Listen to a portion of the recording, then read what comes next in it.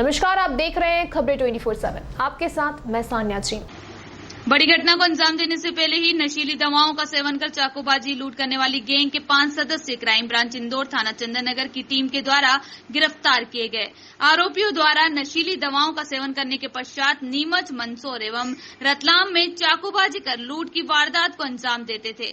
आरोपियों को गिरफ्तार कर उनके कब्जे से 450 अल्प्राजोलम टेबलेट एवं घटना में प्रयुक्त चाकू व लूटी हुई मोटरसाइकिल भी जब्त की गई ये है। बेसिकली टीआई चंदन नगर और क्राइम ब्रांच की टीम लगातार काम कर रही थी। जो नशे के खिलाफ जो नशा करके लगातार घटनाओं को अंजाम देते हैं और छोटी मोटी वारदातें करते थे, जैसे कि मोटरसाइकिल वाहन चोरी है, कभी कभी चाकूबाजी है, तो इस पर लगातार काम कर रहे थे। तभी एक सूचना मिली थी कि मंदसौर में एक वारदात हुई है जिसमें कि एक बाइक को चाकू अड़ाकर लूटा गया है। तो उसमें हालांकि एफआईआर हो गई थी, उसमें 3 आरोपी गिरफ्तार भी हो गए थे, 3 फरार हैं उसमें। तो फिर इसमें लगातार इन लोगों ने काम किया, कड़ी मेहनत की। तो फिर उसमें ये स्टोरी सामने आई कि 17 तारीख को इंदौर से 6 लोग जो इंदौर के ही निवासी हैं, आज़ाद नगर और चंदन नगर और छत्तीपुरा यहाँ के निवासी हैं, ये 6 लोग गए थे मोटरसाइकिल से अल्फाजोलम खरीदने के लिए राजस्थान के बॉर्डर पर निम्बाखेड़ा। ये नीमच पहुँचे, वहाँ उन्होंने अल्फाजोलम की टेबलेट्स खरीदी और वहाँ लगभग 4500 टेबलेट्स इन्होंने खरीदी। 4500 से ज़्यादा थी, लगभग 4700 या 4800। तो उनको जब खरीदने के बाद ये लोग नीमच में हाईवे पर, ढाबे पे इनके द्वारा बाइक लूटने का प्रयास किया गया, लेकिन लूटने में सफल नहीं हो पाए। तो उन्होंने चाकूबाजी की और जान से मारने का प्रयास किया गया, जिसमें कि धारा 307 के तहत नीमच में अपराध पंजीबद्ध हुआ।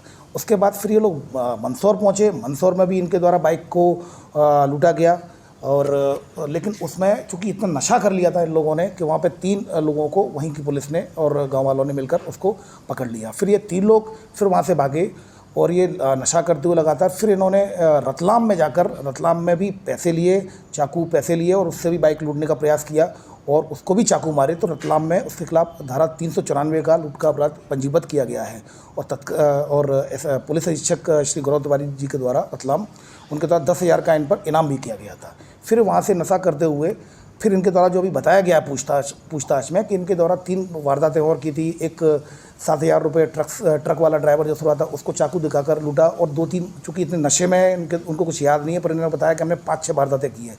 तो सीरियल चाकूबाजी करते हुए ये इंदौर में भी जब सूचना मिली क्राइम ब्रांच और टीआई चंदन नगर को, तो इनके द्वारा घेराबंदी करके चेकिंग में इनको पकड़ा। तो 2 मोटरसाइकिल पर 5 लोग मिले।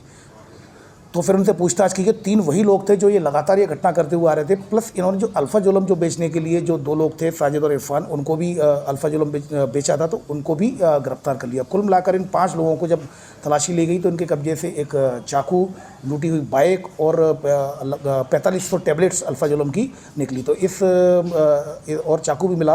तो इस पर पूरी कार्रवाई करते हुए थाना चंदन नगर में अपराध दर्ज किया गया और 8/22 एनडीपीएस के तहत इसकी कार्रवाई की गई। इनका पूर्वी रिकॉर्ड है। ये 2 लोग, 2 चंदन नगर के निवासी हैं, 2 तेजाजी नगर के, 2 आज़ाद नगर के और छत्तीपुरा के, ये सब निवासी। इनका पूर्व आपराधिक रिकॉर्ड है जिसमें मुस्तकिम आधा दर्जन अपराध पंजीबद्ध है। मोहम्मद अली के खिलाफ भी अपराध पंजीबद्ध है। सभी लोगों के खिलाफ 1-1, 2-2 अपराध पंजीबद्ध है और 2 लोगों के खिलाफ आधा दर्जन अपराध पंजीबद्ध है। तो कुल मिलाकर जो अल्फाजोलम या फिर जो नेट्रावेट खाकर जो लगातार इस तरह की घटनाएं करते हैं नशे में आकर, तो बड़ी गंभीर घटनाएं थी। बहुत कुछ घटनाओं को चूँकि इन लोगों को पकड़ लिया गया तो टीआई चंदन नगर और क्राइम ब्रांच के द्वारा तो कुछ घटनाओं को रोकने में सफल हो पाए। सेवन करने के बाद फिर जो इन्होंने एक से एक लगातार सीरियल में इनके द्वारा वारदात की गई है, तो निश्चित रूप से चूँकि मंदसौर में भी गए, रतलाम में भी गए, नीमच में भी इन्होंने वारदात की, इंदौर में भी ये निश्चित रूप से वारदात करते जैसा कि उनका प्लान ही था।